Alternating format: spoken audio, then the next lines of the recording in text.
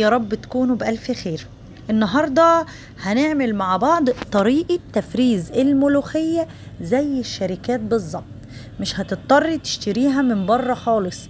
يعني الكياس اللي احنا بنجيبها من بره دي اولا ده بيبقوا فرمينها بعروقها يعني، فحاجة يعني فظيعة وانا ما بحبهاش خالص. ما بستلطفش اكياس الملوخيه اللي هي المتجمده، واي حاجه متجمده من بره انا ما بحبهاش لان طعمها ما بيكونش حلو.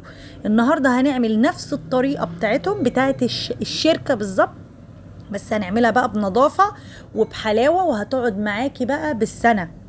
تمام. اول حاجه هنجيب الملوخيه عندنا، هنقطفها، هنغسلها كويس قوي.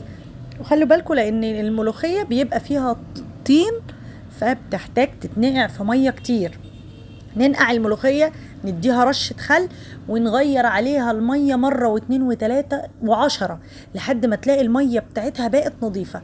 كل مرة تيجي تشيلي الملوخية تطلعيها من المية تحطيها في مصفى عشان تنزل المية اللي فيها الطين بتاعتها، وافتحوا عليها الحنفية كتير قوي، وشيلوا اي ورق بقى اصفر بتاع علشان خاطر تبقى الحاجة معانا نظيفة.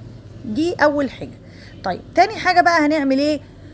المكون السحري بقى بتاعنا، ولا كربوناتو ولا ملح الليمون ولا الكلام ده كله. هتجيبي حله تحطيها على النار تحطي فيها ميه، بعد كده هتجيبي معلقه سكر.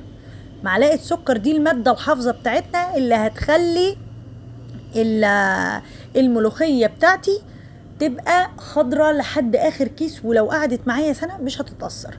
حطيت الميه، حطيت عليها معلقه السكر، وهسيب الميه تغلي. هكون برضو رحت غسلت الملوخيه تاني. ماشي. هنا بقى الملوخية طبعا غسلتها كويس قوي وحطيتها في المصفى تنزل المية بتاعتها، وهنروح علشان نحطها في المية السخنة.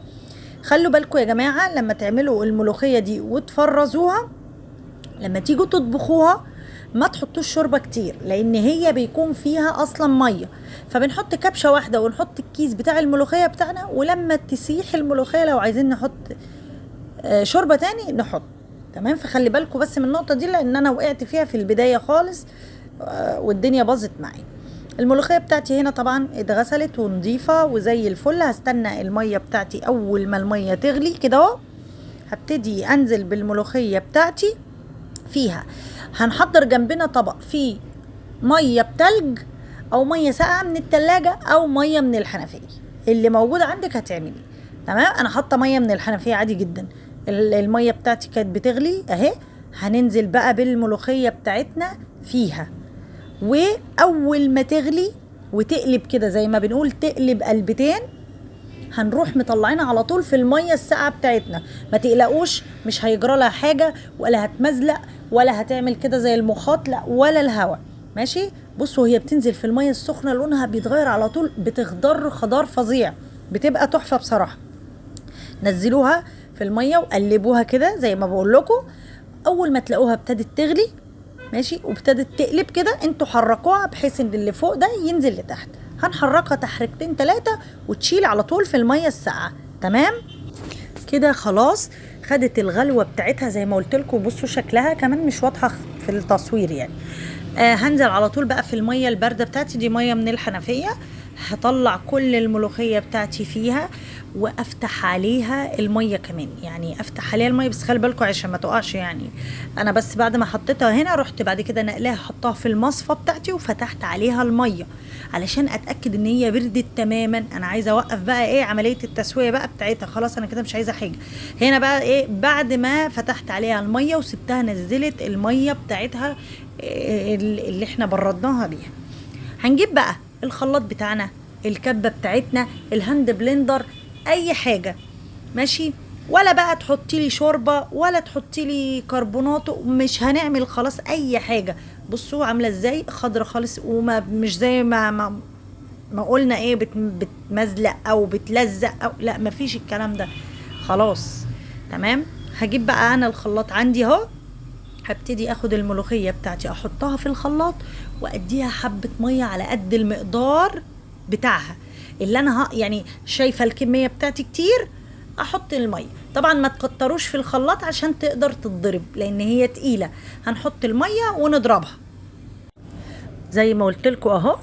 هنا بضربها، وبعد ما ضربتها بصوا شكلها عامل ازاي. انا يعني الكاميرا كمان التليفون ظالمها، اللون مش واضح.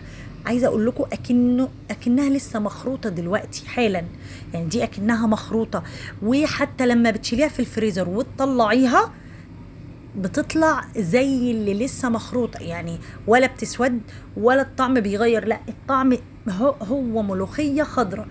غير بقى الطرق بقى التانية التقليدية اللي هو تشيليها تحطي عليها كبشة شوربة شوية كربوناتو وتشيليها وتقعدي تخرطي. لا احنا عندنا كمية مش هنقعد نخرط الكمية. ودي بعد بقى ما عملتها كلها وضربت كل الكمية بتاعتي، بصوا بسم الله ما شاء الله، ما ضفتش اي حاجة غير معلقة السكر في المية وهي بتغلي بس. على كده خلاص اهي هبتدي اشيل في اكياس على قد الطبخ. شوفوا بقى انتوا يعني الكمية بتاعتكم ازاي، وفي كل كيس هتحطي على قد الطبخة بتاعتك وهتروحي حطها في الفريزر. هتيجي تحطي زي ما قلت لكم شوية الشوربة، نحط كبشة واحدة بس، كبشة شوربة واحدة لحد ما الملوخية بتاعتي تفك.